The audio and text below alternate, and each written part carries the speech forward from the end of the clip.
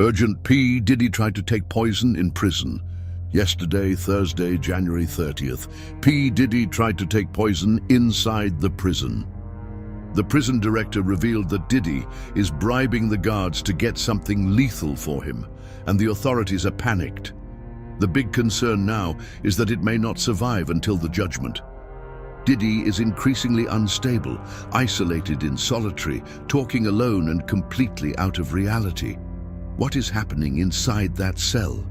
Does he really want to die before the truth comes out? And today, you will hear the detailed account of the prison director about the darkest moments of P. Diddy behind the bars. Before we continue, subscribe to the channel and activate the bell, because this case is taking a scary course and we will bring everything firsthand. Now let's go to the shocking details of this turnaround that is leaving the authorities desperate. I've seen many men enter these doors, big names, bosses of crime, corrupt politicians, but when P. Diddy crossed that gate for the first time, I noticed something different in it. He was not just a man falling from grace, he was a broken man inside. In the first moments he tried to maintain his posture. He didn't say a word. He just followed the protocols as we removed his luxury clothes and exchanged them for the prison orange uniform. But I realized, the way he looked around, his glazed eyes as if his mind was still trying to understand where he really was. The noise of the closed bars made his body shudder. It was there that I knew he was not prepared for it. In the first 48 hours, he hardly spoke. He just sat in the corner of the cell, staring at the floor. He refused the food a few times, drank little water. The other detainees whispered his name through the corridors, laughing, making jokes about how he would not last inside. I watched him through the cameras, waiting for him to react in some way. But all he did was sit down, take a deep breath, and swallow the cry. On the third night, I heard the first sobs, weak, muffled, but real. He tried to hide, turned to the wall so that the guards would not see, but the sound echoed. He was crying. That's when I realized that prison was not just a punishment for Diddy, it was a psychological sentence. He was beginning to understand that his life would never be the same. Now I wonder, how long will he hold before falling completely? I've seen a lot of prisoners cry at the first nights, but with Diddy was different. He not only cried, he sank. Each passing day was like he lost another piece of himself. In the first week, I realized that he didn't interact with anyone. She didn't try to talk, she didn't mix with other detainees, nor even to look at the guards when she received her food tray. I ate little, slept even less. Sometimes I kept sitting in the bed, staring at the walls, as if it was stuck inside your mind. But then something happened. One night, one of the guards came to me, nervous. He said Diddy called him discreetly to the cell and whispered something disturbing. "How much do you want to get me something that will end it?" he said. The guard asked what he was talking about, and Diddy went straight to the point. Poison. Something strong, something that guaranteed that he never had to wake up there. The guard, of course, did not follow, but the information spread quickly by the team. This was no longer just depression, it was a real risk. If a man like him, used to having everything in his reach, saw no way out but death, then we knew we would need to act. From that moment, I ordered total surveillance about him. No one would approach without supervision, no contact without monitoring. Diddy was now under direct observation, but that was just the beginning. After the episode with the poison, I knew that Diddy was not just another prisoner dealing with the harsh reality of prison. He was sinking too fast. It wasn't just despair, it was someone who had already given up on everything. I instructed my team to constantly monitor it. We could not risk that he tried something against his own life. But even without access to anything dangerous, he was still destroyed inside. In the following days, I saw a man who seemed increasingly distant from reality. He walked slowly around the cell, as if he was stuck inside his mind. He spent hours lying on the bed, without moving, just looking at the ceiling, his eyes fixed at some invisible point. From time to time he murmured something, small phrases. One night, one of the cameras captured him talking alone, almost like a whisper. Why did I do that? If I could go back. They abandoned me. I knew what was happening. I've seen other prisoners go through this. This was the moment when the form really fell. No parties, no money, no influential friends to protect you.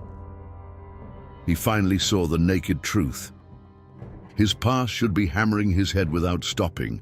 The decisions it made, the parties, the secrets, the betrayals. Diddy was a man who built an empire, but now, sitting in a cold cell, all that remained were memories of the choices that led him there. On the fourth night after the poison request, the sobs came again. This time, he didn't even try to hide. He was sitting on the bed, hugging his own legs, his head buried in his knees. He cried like a man who knew he would never be who he was again. And I wonder if he knew that everything would end like this. Would it have done something different? I hear that the real hell began for Diddy. It wasn't just prison. It wasn't just the orange uniform, nor the smell of rusty mold and metal. It was abandonment. In the early days, he was still asked for lawyers, expected for some important visit, perhaps an old friend, influential contact, someone who extended his hand. But as the weeks passed, it was clear that no one would come. Diddy started spending hours sitting next to the wing phone. When I was finally able to call someone, I almost always stared at the device in silence before it turned off. Some calls were answered, and I saw on his face what happened. On the other side, they turned off in his face. Then came the day he received the list of correspondences. I was there. He took the paper hopefully, his eyes scouring the sheet. But there was nothing. No letter. No message. The other detainees realized. They don't miss a chance to humiliate someone like him. Passed through the cell and mocked. Where are your friends now, Diddy? Do you think someone still cares about you? You always thought you were a king, but now it's just another forgotten prisoner. It was at this moment that he started to really lose his head. He spoke alone more often. He ran his hand over his face, as if he tried to wake up from a nightmare he couldn't leave. He began to walk in circles in the cell, gnawing his nails until he was bleeding. And then, at dawn, he did something that froze my spine.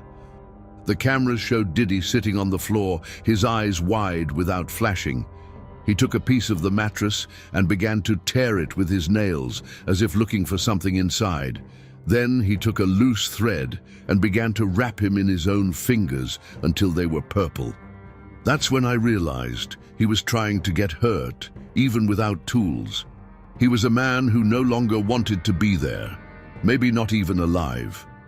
That morning I made a decision. If he continued, he would not last until the judgment.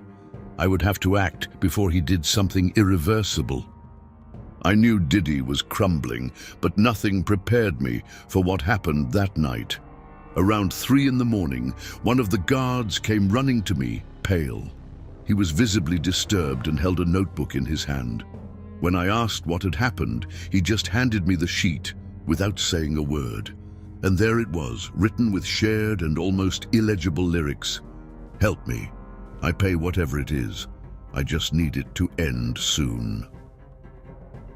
The guard told me that Diddy called him discreetly to the cell. He whispered so low that he seemed to be afraid of being heard.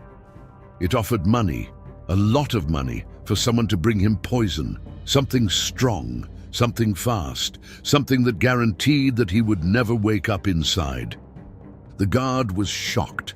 He tried to keep his calm, but Diddy insisted, his eyes wide, desperate. I swear no one will know. It just gives me what I need. When the guard walked away, Diddy threw herself into the mattress, her hands pulling her hair, heavy breathing as if she were on the edge of a panic attack. He muttered meaningless words, loose phrases. There is no way. They know everything. It's over for me. And then it started to laugh. But it was not a normal laugh. It was a thrilling laugh, dry, scary. A sound that made the other prisoners stop to look. A sound that made the guards look at each other, asking if he was going crazy for good. That night I made my decision. If Diddy was willing to buy his own death, then he could no longer stay there. He needed to be isolated. He needed to be placed in the lonely, not for punishment, but to prevent him from leaving prison inside a black bag. The next morning, even before the coffee was served, we had everything prepared. Diddy would be transferred. No contact with other prisoners. No opportunities for him to try another madness. When the guards entered the cell to take him, he did not react, neither a word nor a sudden movement. It was as if he already knew what would happen. He walked through the handcuffed corridors, his head down, his gaze fixed to the floor. The detainees peered in the bars, letting out insults, shouts, mockery. The king fell. "Where's your money now, Diddy? Die soon, no one cares about you." He didn't answer. He didn't raise his head. He just followed, dragging his feet like a man who no longer had the strength to fight. When the lonely door closed behind him, something changed. Diddy looked around and realized what that meant.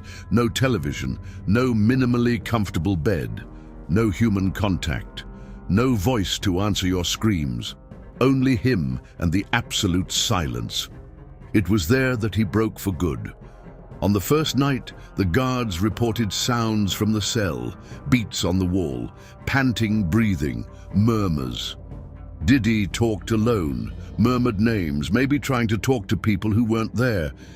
He got up, sat down, got up, walked around like a caged animal. Then came the scream. A single scream, high, desperate, scary. It was a sound that seemed to come from a man who had been torn from his own reality. A sound that even froze the most experienced guards. No one knows what he saw in that cell. But one thing was certain. The isolation was doing what no judge, no accusation, and no sentences would ever succeed. He was destroying P. Diddy inside. And the worst was yet to come. The days passed, but for Diddy, time no longer existed. The lonely is not just a cell, it is a black hole of the human mind. Absolute silence begins to become deafening. The brain, without stimuli, begins to create its own reality. Hallucinations, whispers that do not exist, shadows moving where there is no light. And Diddy fell completely in this abyss. The guards who watched him began to report strange behaviors. He spent hours sitting on the floor, staring at his hands as if he didn't recognize them anymore. Other times, he hit his head against the concrete wall repeatedly, murmuring something incomprehensible. One dawn, a camera captured something creepy. Diddy was sitting in the darkness, crying and laughing at the same time. He shook his body back and forth, repeating loose words. They know. I should have stopped. There is no way out." Suddenly he began to scrape his nails in his arms, slowly, as if trying to feel something, anything, to make sure it was still alive. When the guards intervened, he looked at them as if he didn't recognize them, as if they were already living on another plane, far from reality. The next morning he refused to eat, sitting on the floor, completely still, the empty look, a man without any desire to exist. I knew he was approaching the end point, the point where, or he would be completely lost within his own mind, or he would find a way to end everything. And now, with the judgment approaching, the only question left is, are he still enough to hear his own sentence? The day of the judgment is approaching, but for Diddy, that means nothing more. The guards say he no longer reacts to anything. Don't ask about your defense. Does not mention lawyers. It shows no sign of hope. He is just there, breathing but without really existing. Solitary cameras record the same scenes every day. He doesn't speak. Don't move. Just look at the floor. Sometimes it lifts your head and stares at the walls for whole minutes, as if you are seeing something no one else can see. His eyes are back, his pale face, his beard growing up. He no longer looks like a man, looks like a ghost inside his own body. Rumors between prisoners say he is already dead inside. May everything he has done in the past now haunts him day and night.